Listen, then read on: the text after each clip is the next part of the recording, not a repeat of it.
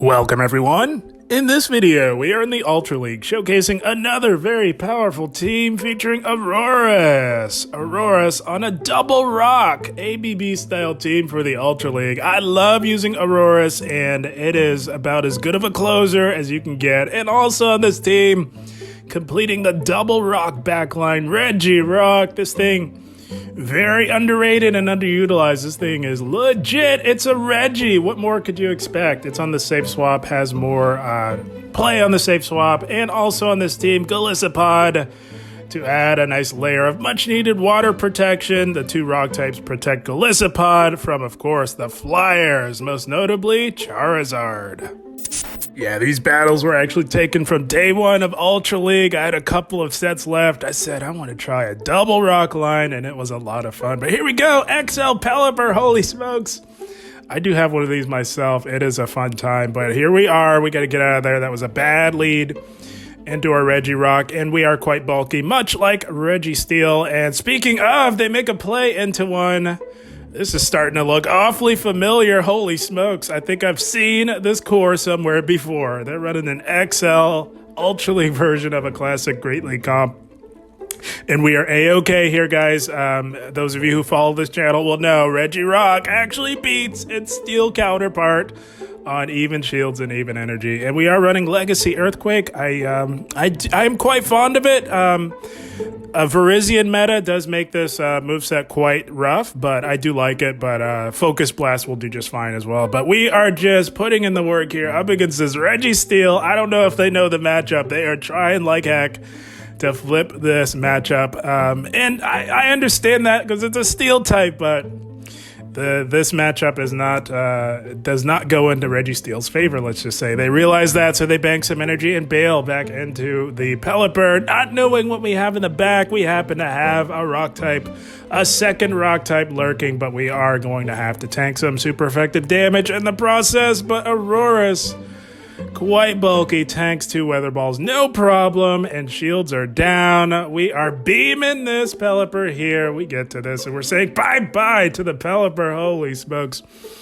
Oh, I love Aurorus, and I love that Meteor Beam animation. It is quite fun, as well as Aurorus. But they've got another steel type in the back, so Pelipper double steel, classic line. We're not making it to a Meteor Beam, so we just get what damage we can off, and now with smooth sailing, they bail back into the Registeel, and Regirock lightning fast to the Legacy Earthquakes. We are saying bye-bye to the Registeel as well, and we're good to go.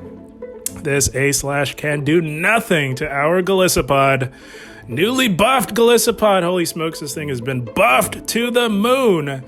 And we are running Aerial Ace for mostly Virizion, as that is our Virizion counter on this team. Going for a liquidation on this A/. We do need a couple of these, but they realize they can do nothing, and they do promptly top left, as they no longer had a win con. Good game, well played to them.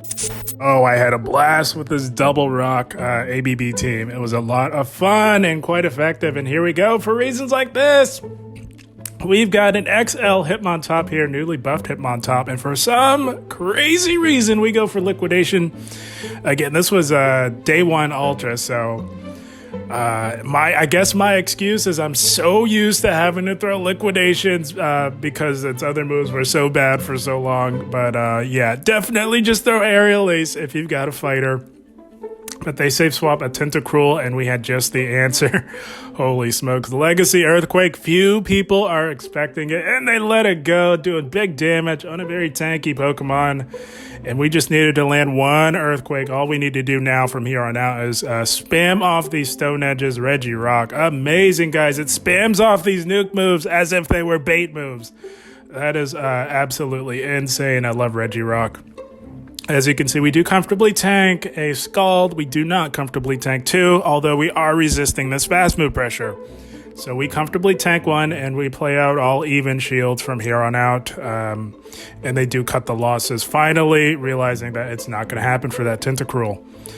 And they are now thinking long and hard. We are still somewhat healthy, but I don't imagine we make it to another move, as they do bring back in the Hitmontop.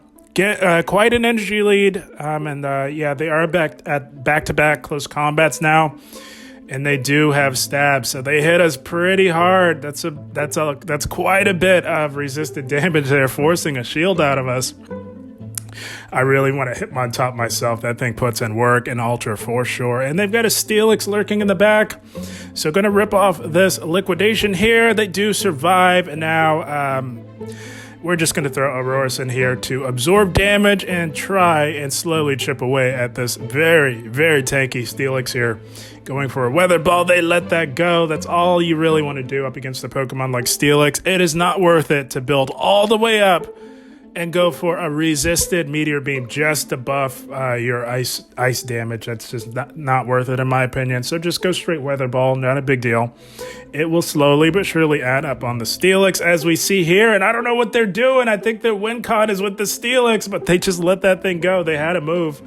But I suspect, looking back now, they wanted to get some additional farm, which they do need because we do outpace this Hitmontop. So that was likely calculated by them. They are one ahead, but we make it to the Aerial Ace just as they are making it to their close combat here. My goodness, Golisopod. We are saying bye-bye to the Hitmontop.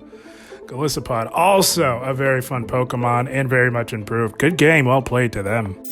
Oh, I know this is an Aurorus feature or a double rock feature, but my goodness, Golisopod. Amazing in this Ultra League meta. And here we go, Shadow Gardevoir. It looks like our opponent wants to try out a triple axle Gardevoir, but they don't want to stick around to tank any damage or give up any shields as they make a play into our Giratina. We chip this, and then we go into Aurorus, because what I plan to do, I'm thinking that chip damage should allow us to Meteor Beam, farm down, and leave this matchup with a move. That was the strategy there. We do survive a couple of Ancient Powers, which do hit us for super effective with our Ice typing. Going for this Meteor Beam, and they let it go. That is brilliant. We are now boosted, and we are farming down. We want to leave this matchup with a move and minimal health for whatever they choose to bring in to farm on us here. So that worked out brilliantly. The strategy working to perfection here, and we are just one off from the move. They bring in a Shadow Machamp, and we are going to go for this boosted Weather Ball here. They don't want to tank that, as Shadow Machamp quite squishy. And going to go for the Aerial Ace here, super effective. Now we're hitting the right move on the fighters, and they do let that go. They do have to let something go because they don't have enough shields with two Pokemon as squishy as Shadow Machamp and Shadow Gardevoir. Holy smokes. We do shield out of caution because a Shadow Cross Chop, although resisted, would have been doing some meaningful damage. And they make a brilliant catch here, catching the Aerial Ace onto Gardevoir, and it is Regirock time. And again, we are quite bulky. We tank a charge move from this Gardevoir, no problem. They are at a potential Shadow Ball, but I think, yeah, maybe that does do more raw damage, of course. Shadow Ball hits pretty hard, but I would think that they are running the new move Triple Axle, but it doesn't matter because we are quite spammy, and we make it to another Stone Edge, grabbing the shield on the low health Gardevoir. Did not want any Shadow Charms getting through on that Golisopod as we do take out the Gardevoir, and now it's a race. They need two moves to get this done, and they are just not gonna make it in time, I'm telling you. As much as I love Aurorus, I love Golisopod just the same. This thing is amazing in the Ultra League. Good game, well played to them. Yeah, for those of you who have a Golisopod, maybe haven't built it yet, I would highly recommend building one for the Ultra League. And here we go. For reasons like this, we've got a nice Cobalion lead, although Cobalion can fight back with the threat of a super effective Stone Edge. But we do tank one. It's not fun, but we do tank it. As they do let our liquidation go, and we get the very clutch defense drop here in the process. Gonna let this go just in case it's a bait, but they are not baiting, not messing around, and they make a play into a Dragonite, but we had just the answer coming in the form of Aurorus.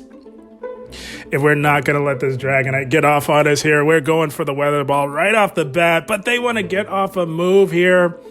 That's not a good shield in my opinion because this is not flippable for this Dragonite, and they go Dragon Claw. So I was 99% sure that was a Dragon Claw, but I was thinking surely if they're throwing the move, Maybe I missed the Dragon Breath, but no, they did get a shield out of us. But we do have loaded energy. They come back in with the Cobalion, going for the Meteor Beam, which is double resisted, but hits like a truck and has stab, and was one of the best charge moves in the game.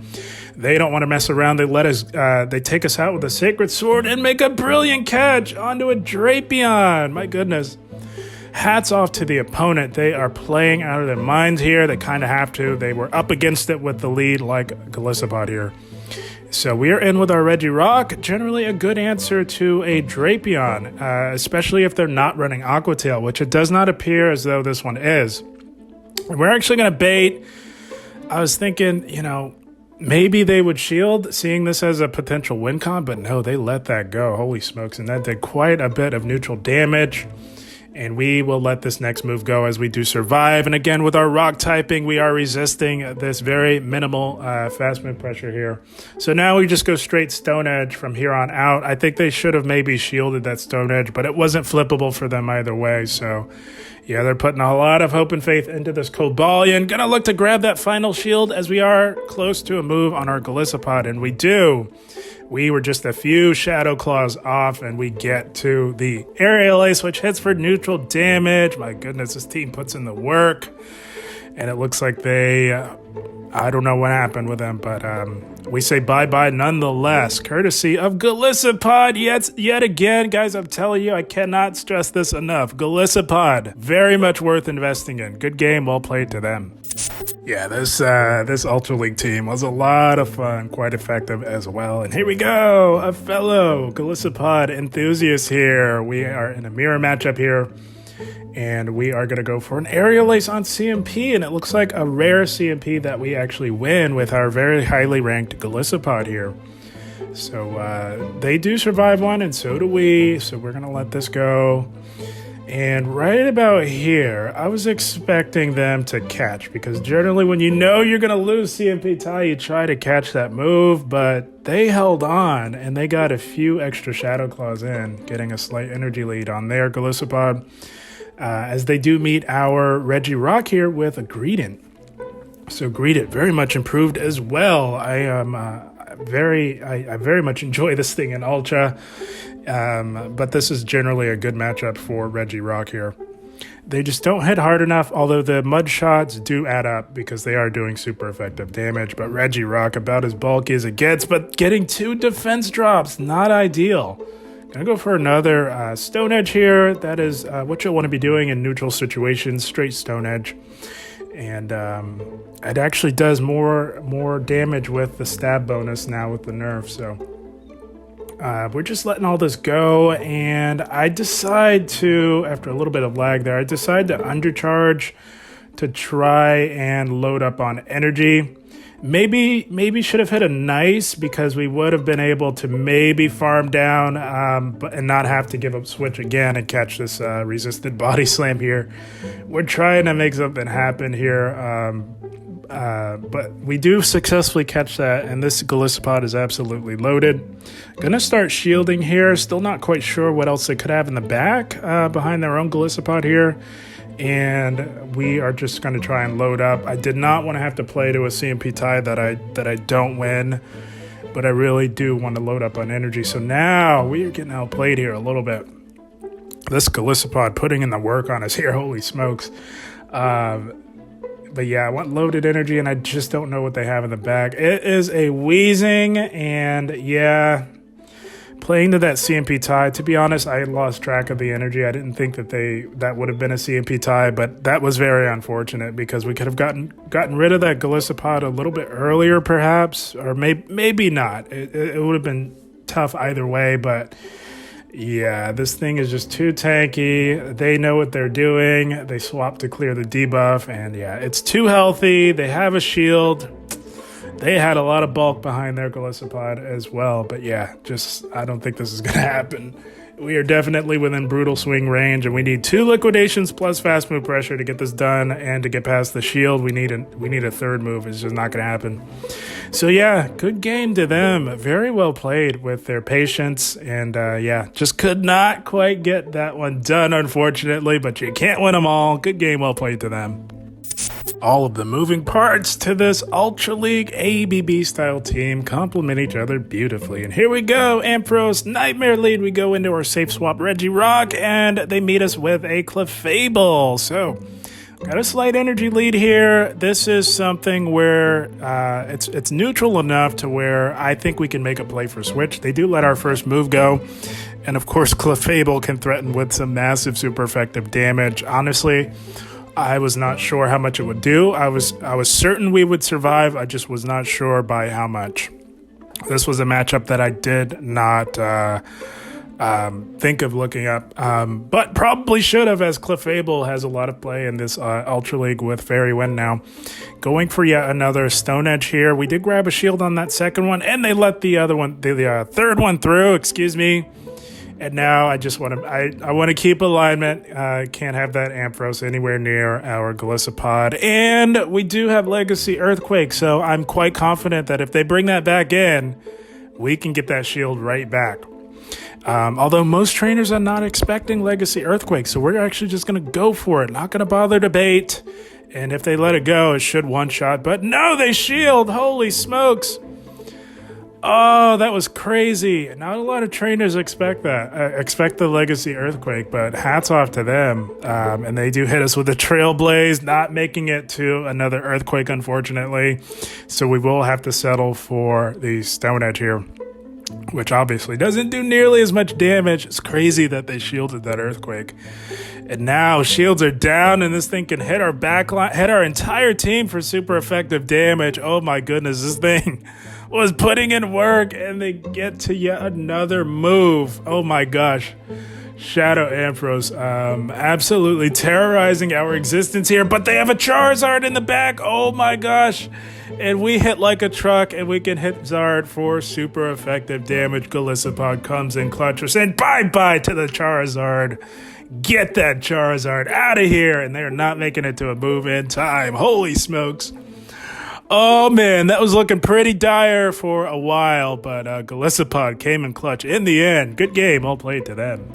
Oh man, I have a passion for one-shotting Charizards. It makes me very, very happy. And speaking of, here's one here, but we've got actually two better answers than Golisopod to this Charizard here. So we safe swap Reggie, and we draw out a Tentacruel. So glad to draw this out, as Golisopod does not have a very good matchup, and they let the EQ go. That is amazing.